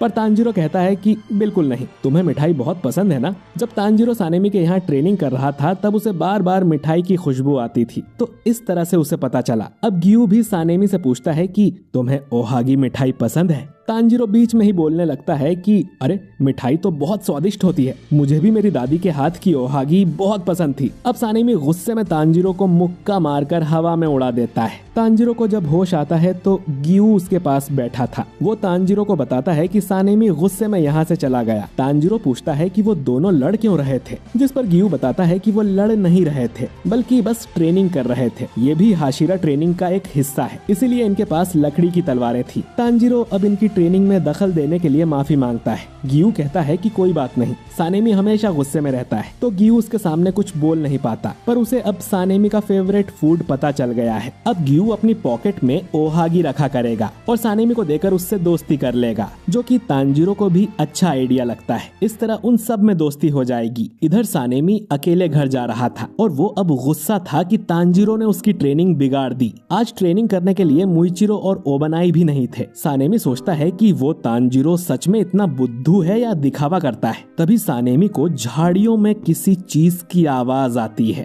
और वो अपने हाथ से उस चीज को पकड़ लेता है। वो देखता है कि उसके हाथ में एक डीमन की आंख थी, जिसे देख सानेमी कंफ्यूज हो जाता है और डीमन की आंख राख बनकर उड़ जाती है। और अब सानेमी को समझ आता है कि डीमंस उनके यहाँ घुसपैठ कर चुके हैं। इसके बाद हम उबुयाशी की मेंशन को देखते हैं, जिसमें मास्टर कागाया और उनकी वाइफ थी। अचानक ही मेंशन का दरवाजा खुलता है और हम किसी की परछाई को देखते हैं जो कि अंदर आ रहा था। ये शख्स कोई और नहीं बल्कि डीमंस का राजा मुजान किबुत्सुजी था।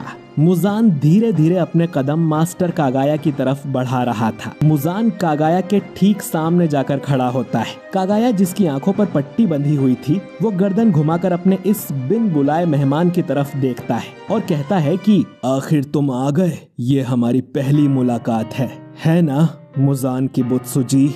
मुजान कहता है कि तुम्हारी हालत तो बहुत बुरी हो गई है कागाया। कागाया अपनी पत्नी अमाने से पूछता है कि मुजान दिखने में कैसा लगता है। अमाने बताती है कि ये डीमन बिल्कुल एक आदमी की तरह दिखता है, जिसकी उम्र 25 साल के आसपास होगी, लेकिन इसकी आंखें गुलाबी कलर की हैं और उसकी पुतलियां बिल्ली की आंखों जैसी है। कागाया कहता है कि मुझे पता था तुम जरूर आओगे, क्योंकि उबुयाशी की फैमिली पर तुम जरूर बहुत गुस्सा होगे। इसीलिए कागाया जानता था कि मुजान पर्सनली उसे मारने आएगा। मुजान कहता है कि तुमने सही कहा, हजारों सालों से उबुयाशी की फैमिली मेरे कामों में टांग अड़ाती आई है, लेकिन कितनी शर्म की बात है कि तुम पहले ही मौत के बिस्तर पर लेटे हो। ये देख मैं काफी निराश हुआ कि उबुयाशी की फैमिली का हेड इस हालत में पड़ा है। कागाया कहता है कि तुम सही हो। करीब 6 महीने पहले कागाया के डॉक्टर ने उसे कहा था कि वो 2-4 दिन में ही मर जाएगा, लेकिन कागाया अब तक भी जिंदा है, क्योंकि मुजान के लिए उसके दिल में जो गुस्सा है वो उसे मरने नहीं दे रहा। मुजान कहता है कि तुम्हारे सारे सपने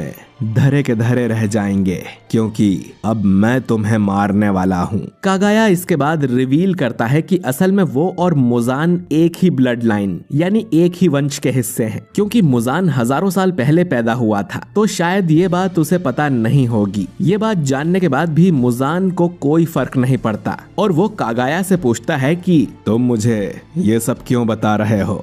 कागाया इसका जवाब देते हुए कहता है कि मुजान जैसे डीमन को जन्म देने की वजह से उबुयाशी की फैमिली पर कर्ज लग गया था। इस परिवार में जन्मा हर बच्चा कमजोर होता था और छोटी उम्र में ही मर जाया करता था। उबुयाशी की फैमिली का वंश खत्म होने ही वाला था। तब एक प्रीस्ट इनके पास आया और उसने बताया कि इस फैमिली ने एक डीमन को जन्म दिया है। अब इन्हें अपना पूरा जीवन उस डीमन को मारने में समर्पित करना होगा, तभी इनकी ब्लड लाइन बच पाएगी। उन्होंने ऐसा ही किया। साथ ही उबुयाशी की फैमिली में जन्मे लड़कों की शादी किसी प्रीस्ट की बेटी से ही कराई जाती है। अमाने भी एक प्रीस्ट फैमिली से है, जिसके बाद से इनके बच्चे थोड़ी ज्यादा उम्र तक जिंदा रहने लगे। लेकिन फिर भी उबुयाशी की खानदान में आज तक 30 साल से ज्यादा कोई भी जिंदा नहीं रह पाया है। मुजान कहता है कि क्या बकवास कर रहे हो, तुम्हारी बीमारी तुम्हारे दिमाग तक पहुंच गई है क्या? मेरे डीमन बनने का तुम्हारे कर्ज से कोई लेना देना नहीं है। मैंने अब तक हजारों इंसानों को मारा है, पर मुझे तो ऊपर वाले ने आज तक सजा नहीं दी। इन हजारों सालों में मैंने आज तक किसी भगवान या बुद्धा को नहीं देखा।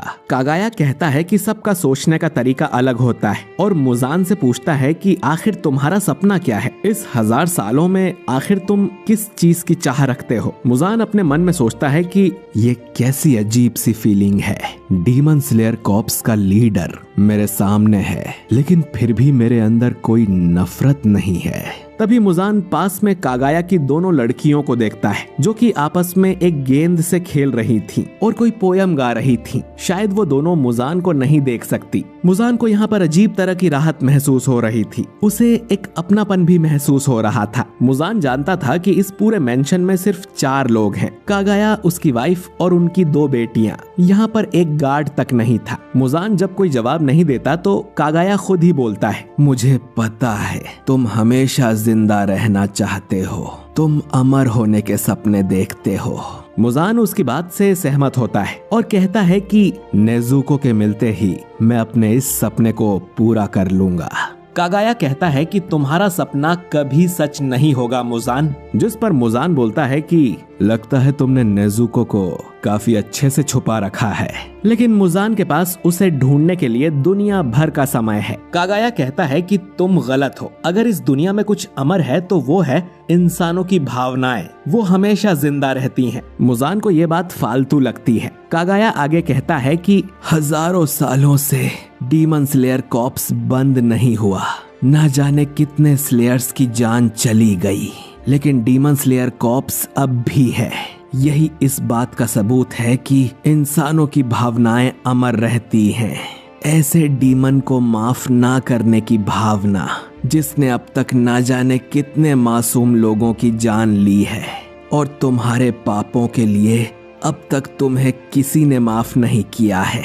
इन 1000 सालों में किसी एक ने भी नहीं। कागाया आगे कहता है कि मुजान, तुमने एक शेर की पूंछ पर पैर रखकर उसके अंदर के गुस्सैल ड्रैगन को जगा दिया है, जो कि अभी तक शांत था।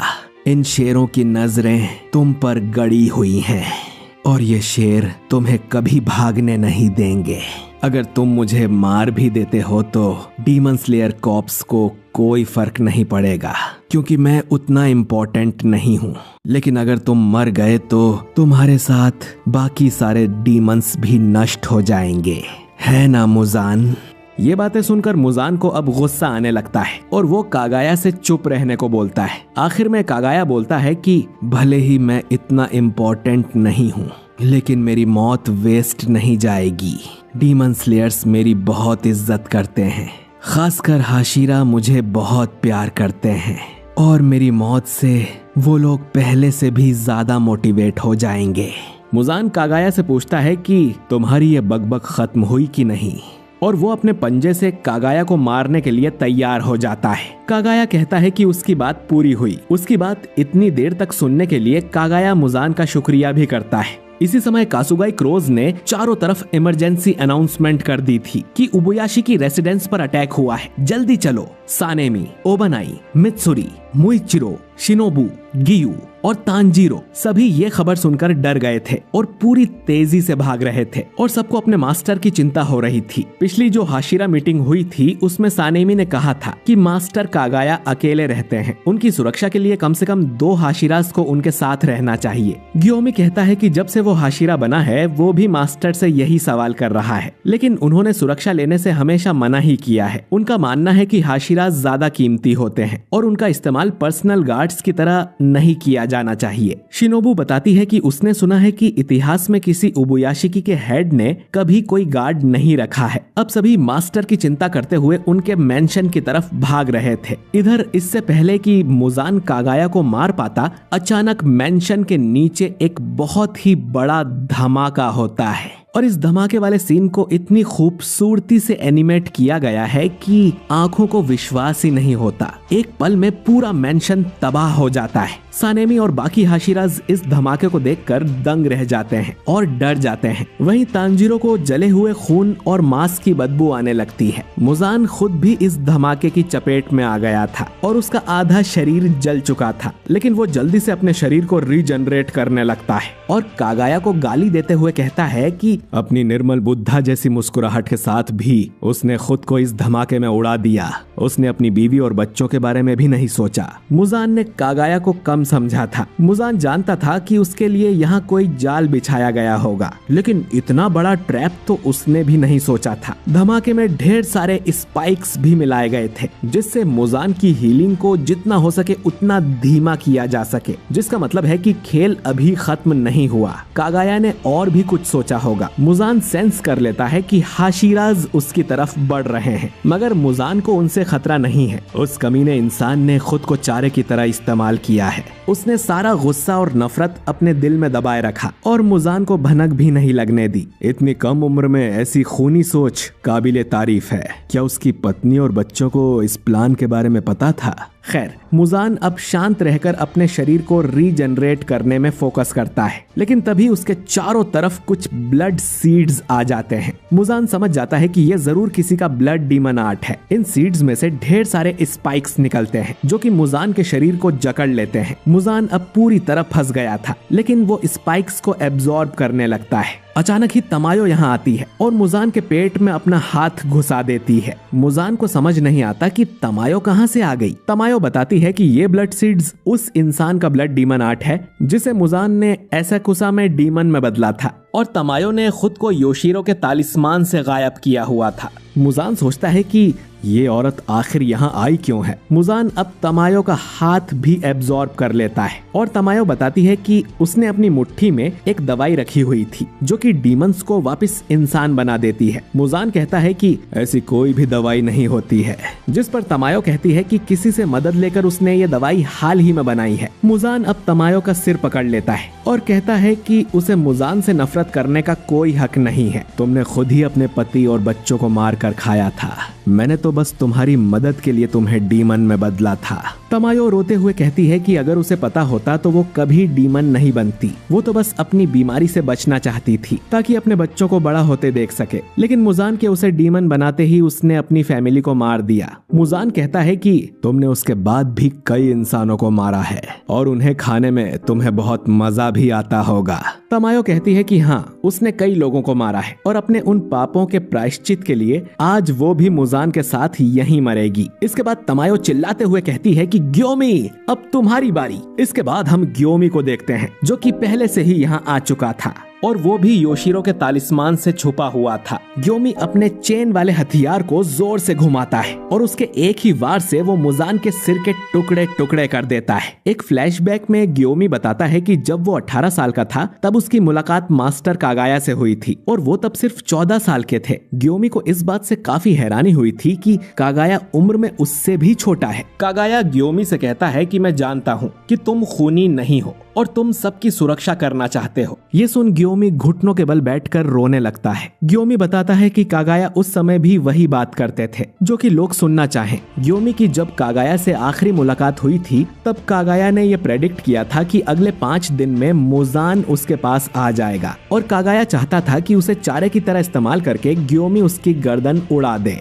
ग्योमी पूछता है कि उसे कैसे पता कि मुजान आएगा, जिस पर कागाया कहते हैं कि ये तो बस उसकी इंस्टिंक्ट है। ये रिवील होता है कि उबुयाशी की फैमिली के पास कमाल की इंस्टिंक्ट होती है जिसे फोरसाइट भी कहा जाता है, यानी कि उनके पास फ्यूचर देखने की एबिलिटी होती है। उसी के इस्तेमाल से उबुयाशी की फैमिली इतनी अमीर है और वो कई बार भारी संकट से भी बचे हैं। कागाया जानता था कि बाकी हाशिरास कभी भी उसे चारे की तरह इस्तेमाल करने को राजी नहीं होंगे, इसीलिए वो अपने सबसे पुराने हाशिरा ग्योमी को ये जिम्मेदारी सौंपता है। ग्योमी कहता है कि वही होगा जो मास्टर की आज्ञा होगी। कागाया अब ग्योमी का शुक्रिया करता है और उम्मीद करता है कि अब उसके कोई भी बच्चे यानी कि स्लेयर्स ना मारे जाएं। कहानी प्रेजेंट में आती है जहां ग्योमी मुजान का सिर उड़ाने में कामयाब हो गया था, लेकिन ठीक जैसा कागाया को लगा था कि सिर कटने से भी मुजान की मौत नहीं होती और वो वापस अपना सिर रीजनरेट कर लेता है। कागाया ने बताया था कि अगर सिर कटने से भी मुजान नहीं मरा तो सिर्फ सूरज की रोशनी ही उसे खत्म कर सकती है, तो ग्योमी को उसके साथ सनराइज होने तक बैटल करना होगा। लेकिन मुजान की रीजनरेशन पावर बहुत ज्यादा तेज थी। धमाके और तमायों के अटैक के बाद भी मुजान बहुत ताकतवर है, लेकिन ग्योमी खुद से प्रॉमिस करता है कि वो सुबह होने तक इस राक्षस को यहीं बांध के रखेंगे। मुजान अब अपने blood demon art black blood brambles का इस्तेमाल करता है और ग्योमी पर अटैक करता है, लेकिन ग्योमी स्टोन ब्रीदिंग के थर्ड फॉर्म से उस अटैक को फेल कर देता है। तभी सानेमी यहाँ पहुंच जाता है और गुस्से में मुजान से पूछता है कि उसने मास्टर का क्या किया। इसके बाद बाकी हाशिराज भी यहाँ पहुंच जाते हैं और मास्टर के बारे में पूछने लगते हैं। मुजान को अब चारों तरफ से हाशिराज ने घेर लिया था, ठीक जैसा कागाया का प्लान था। ग्योमी अब चिल्लाकर सबको बताता है कि ये डीमन ही मुजान किबुत्सुजी है और सिर कटने पर भी उसकी मौत नहीं होती, जो सुनकर सभी हाशिराज चौंक जाते हैं क्योंकि उन्होंने कभी मुजान को नहीं देखा था। तांजीरो ही था जो पहले भी मुजान से मिल चुका है। अब सभी हाशिराज अपने ब्रीदिंग फॉर्म का इस्तेमाल करते हुए मुजान पर अटैक करने उसकी तरफ बढ़ने लगते हैं। तांजीरो भी हिनोकामी कागुरा का इस्तेमाल करता है, लेकिन जैसे ही ये सब मुजान के करीब जाते हैं मुजान मुस्कुराने लगता है।